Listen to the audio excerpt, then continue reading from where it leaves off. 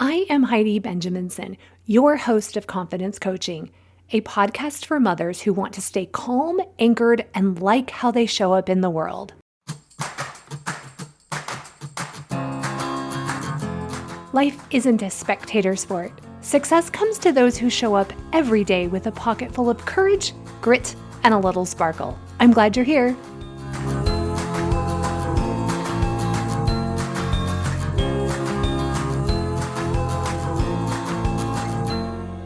Hello. Welcome to episode 187, A Few Oppositional Kid Tips. I'm so glad you're here. I hope your summer is going great. Here, we're just rolling with the punches. The little and the big stresses that come up often are things that maybe we could have predicted. So when they pop up, we are really trying to say, hey, we could not have avoided this. My family is doing a good job pivoting and reminding each other it's okay. So many of these things that come up are just a normal part of life. And then we say, how do we want to respond? It's really nice to see my kids mature and grow and act in emotionally mature ways. Well, mature for their ages. We need to always look for these small glimmers that the changes we're making are influencing them. So that's kind of what we've got going on here. Recently, I was talking with a friend and we realized that we have two children who are similar in that they don't like to be told no, don't like authority as their default nature. And they can get easily dysregulated and emotional very quickly. And she asked me for a few tips on how to handle these kids. Now, I don't have an exhaustive list, and I know there are great resources online, but I have successfully used a few methods to deal with this. And I've seen very, very positive reactions. So I thought I'd share them with everyone. I know that changing even just how we handle one response can change patterns quickly. Now, sometimes children are labeled as oppositional defiant or other labels. I don't find those labels useful unless they help us with real life tools in specific situations. Two of my children don't like to be told what to do, and I recognized pretty early on that their spirits would be suffocated and crushed if they were in a high control, high authority family. At the same time, I saw that they also needed structure, rules, and guidelines within reason to help them make safe decisions while their brain develops. So, over years, I've adapted how I handle their requests and maybe their missteps so we continue to have a strong relationship and they feel autonomy and love and feel safe in our home. Now, before I share these tips, I want to say I actually think it's a superpower and it's a very important skill for children and young adults to want to have their own internal authority, an internal validating voice. There's nothing worse than a world of adults who need to be told what to do or can't make decisions or use their own brain. So even though I really wanted at times for my kids to just do what I told them to do, I knew that only made my life easier and it wasn't helping them grow. I recognized and respected their innate desire to be the authority over their life as a positive and strong quality that I wanted them to keep. I didn't ever want to extinguish this from them. Again, these tips aren't exhaustive, just the ones that I've seen work really, really well. So I hope maybe one or two help you. First, I saw quickly these children wanted to make their own choices. So as often as possible, even in small ways, I don't tell them what to do. I give them maybe a few choices, as many as possible. When they were younger, it might be, we're going to the park. Which of these two shoes do you want to wear? We're going to dinner as a family. Where do you want to go? We're headed to church. Do you want to ride with your brother or your parents? If I had opinions, maybe about classes that they might take or activities, I tried hard to hold back my opinions and first ask what they thought. What do they want to do? What happens when they are empowered from my questions right away is my questions don't trigger them into getting really defensive. Even in small situations where it doesn't matter much, I try to offer respect and choices. Do you want to go to the dentist before or after work? I was just making an appointment for all of us to go to our church's temple one night, and I gave them options of which night worked for them. I could have picked a night and just said we needed to work around it.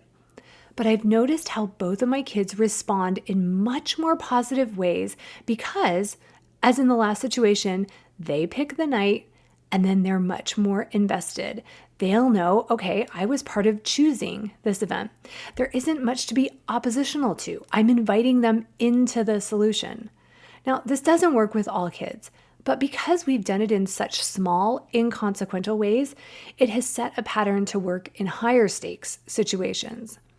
Now, second, how to handle situations where a child is upset, asking for something or begging for something that we really want to say no to. I learned the hard way how stubborn my children are if I double down on a no about something they really want. Years ago, I realized instead of saying no, I pause and I figure out what is the 15 or 20% I can say yes to. Recently, my daughter, who is 17, was asking for money to go to lunch or dinner or Starbucks, and a lot of it with friends. I know it's a social thing for her, and at the same time, I do not want to pay for it. So at the beginning of the summer, when she had started rattling off the social dates that she had, I told her I would pay for one meal out of a week. My first internal response was, no way am I going to pay for all that, but I knew I couldn't say that. She'd have her own knee-jerk reaction, and that response wasn't going to then be working towards a positive solution.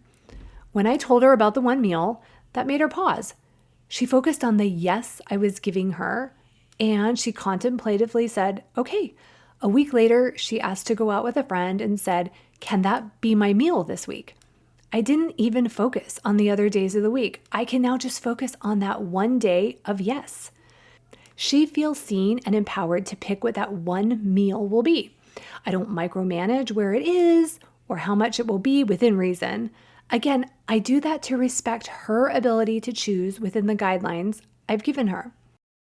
My daughter had a lot of ideas and requests for her birthday party in the spring. She's very respectful, but she does have grand ideas. I wanted to be clear with her so she could start focusing back into something that would fit into my budget. So I thought about what I'd be willing to do and told her, hey, I'd love to pay for you and your friends up to 15 to go to this nice local brunch restaurant. I was quietly saying no to 80% of the ideas, but she didn't hear the no. She heard the yes to the one event and she started planning it. Start doing this with smaller situations. Think, what small thing can I say yes to? I allow discussion and consensus with curfews so my children feel there's respect for their calendar and they learn to communicate what they're thinking and what they need. Now, within reason, I do not micromanage how they keep their rooms. They both want authority over this and don't want to be told how to do it. I've released control, most of it, over this. Yes, they have learned hard lessons by losing things, but I have to respect how they learn and how these are low stakes ways to learn to either ask for help or why organization matters. So notice and focus on that small 20% yes and ignore the rest. Third, I watch my tone of voice.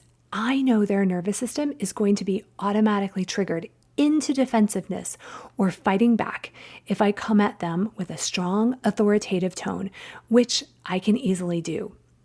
I have to work very hard to be conscious of my tone and soften it. My default way is to be more in charge, very confident, more authoritative, and while I'm still that way, I've had to learn how to do this while being respectful and not coming off as authoritative. I notice much less or no oppositional behavior when I manage the energy I'm putting out. This takes work. And there have been times when I've said, hey, I didn't mean to say it in such a strong way.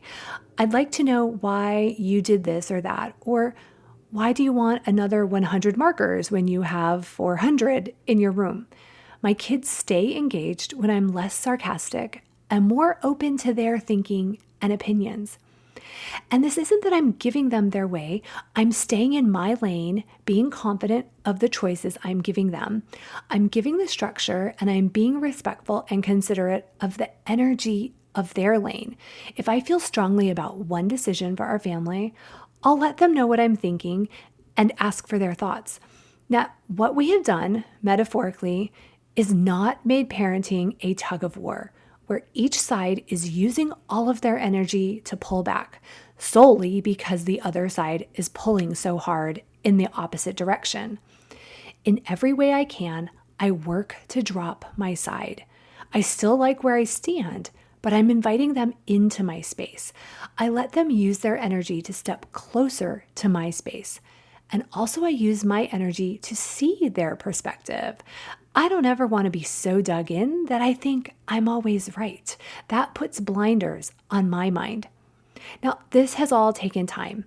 I could give examples in almost every part of our life. It has taken time for me to see the various choices I want to give my kids. It's taken time for me to learn to see what is the small percentage I can say yes to, which keeps my kids focused on the small yes, and they subconsciously think they've gotten a win. The work and time has been very worth it, and I've learned humility and respect. One incredible outcome is our daughter now asks my husband and I for advice on almost everything. I've learned how to help her come down to the green so her nervous system is calm and regulated, like I talked about in last week's episode. She knows we respect her own authority over her life, and she sees that we invite her into choices about our family and home. Now, we aren't perfect with this, and our kids get disappointed that they don't always get what they want. But they feel like they have authority and control over their life, which makes them way less oppositional and contrarian. Now reach out to me. What have you done to give your stubborn and headstrong kids choices? There are so many ways we can do this. Remember, we want them to keep these strong qualities. We want them to have opinions and stand for what they think is right. We want them to think for themselves and know how to make decisions. This helps them learn quicker how to pivot when they don't like the consequences of their choices, which inevitably happens. It's easier when this happens in our home first than happening when they leave. That's it for this week. Be sure you have signed up for the free video series on how to not freak out when you're ghosted by your child. The sign up is on my website, or there's a link in my Instagram profile. If you would like to see how coaching will help you navigate children leaving home with less worry and more peace, sign up for a consult call at HeidiBenjaminson.com or DM me on social media. A confident mother is the greatest gift to her family, not a perfect mother. Our families want us to feel confident, anchored, and calm. I can help you uncover this version of yourself. Have a great week.